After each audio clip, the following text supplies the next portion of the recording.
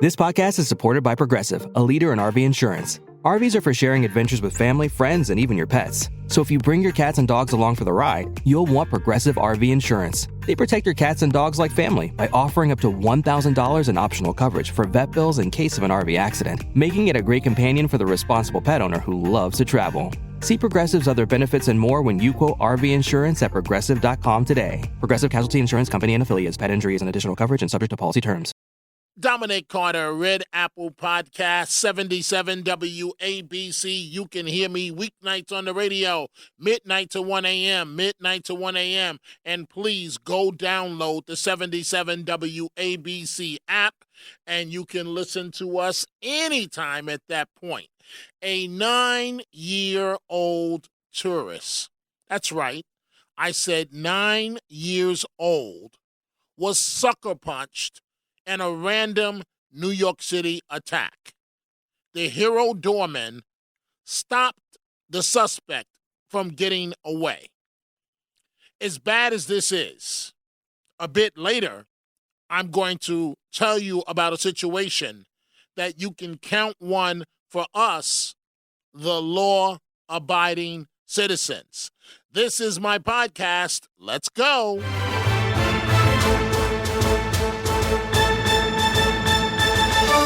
A 9-year-old girl from Miami visiting the Big Apple with her mom was sucker punched in the head while walking near Central Park.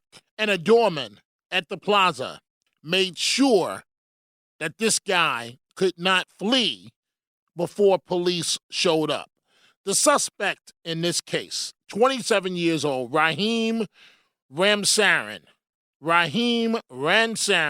was supposedly off his meds and allegedly punched the young tourist in the left side of her head on the corner of Central Park South and Grand Army Plaza. I want you to to reflect on what the doorman had to say here. And I'm quoting him. That little girl is never going to want to come to New York City ever again. He went on. She's not going to be okay. She's traumatized. Can you imagine? So, an awful situation, and that followed a violent weekend in New York City as 29 people, 29 were shot. I didn't say Chicago. I said New York City. The victims ranged from 2 men hurt in separate shootings just minutes apart in East New York, Brooklyn, including a man shot in the head inside a Brooklyn deli. And the very next night, 2 city correction officers struck when someone opened fire on a Queens nightclub. The violence is continuing. It seems that things are getting much worse before they potentially get better. The weekend violence erupted just days after the first wave of the NYPD's new neighborhood safety teams hit the streets. And now, as a result of the violent weekend, the NYPD has added 5 more of its gun teams to some of the city's most violent neighborhoods. Folks, appreciate the treasures that we have. What are you talking about, Dominic? I'm talking about Central Park, where arson is again suspected after fires broke out in Central Park for the second time this month. The fire, or at least the most recent one, appears to be intentionally set in the park's wooded Ramble section. New York is about to surpass another grim milestone. 70,000 deaths from COVID-19.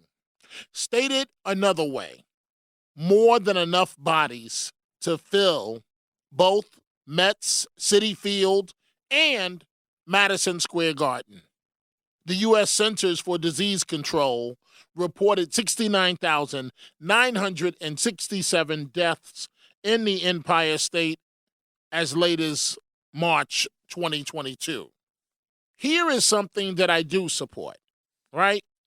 As of late, I get tired of focusing on the negative crime stories all the time. So here is something that I do support.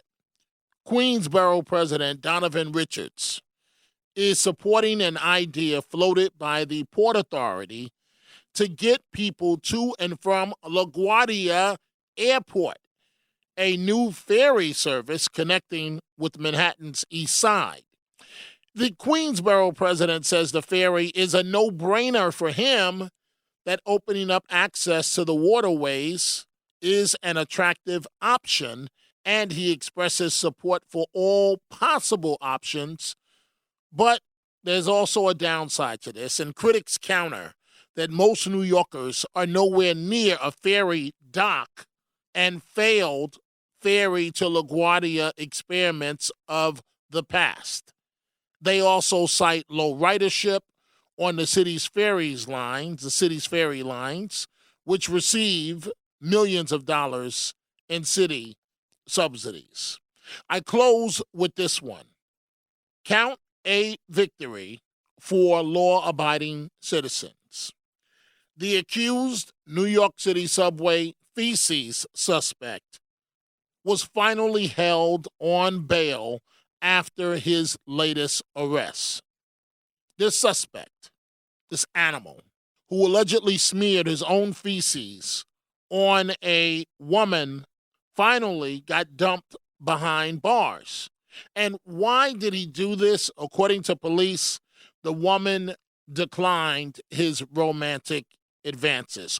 37-year-old Frank Abrokwa, that's his name, was jailed after his arraignment in Manhattan criminal court, where the judge, and this is one time where we can praise the judge, Judge Michael Gaffey, set his bail at $5,000 on fresh charges of criminal mischief and harassment stemming from another violent incident. Now, you say, Dominic, $5,000 is not a lot, but it's $5,000 that he doesn't have, and so it's $5,000 that keeps him behind bars. Prior to his most recent arrest, in which he was released without bail on the February 21 attack on the subway with the feces and a separate hate crime charge in Brooklyn. And so Mayor Adams had criticized this suspect being released, saying that it was indicative of a broken system and failing criminal justice laws. You already know, folks, he has a lengthy rap sheet with more than 20 arrests since 1999.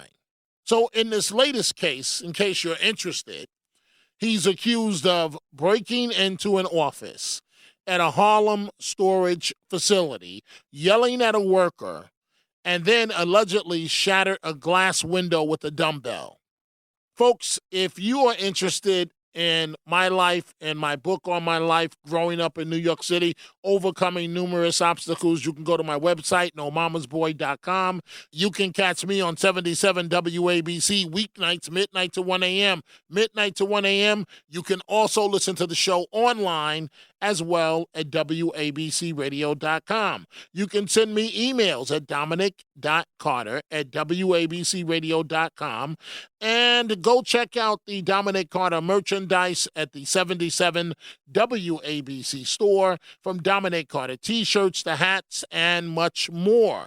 Go to WABCradiostore.com. I will see you the next time right here, Dominic Carter, Red Apple Podcast, 77 WABC.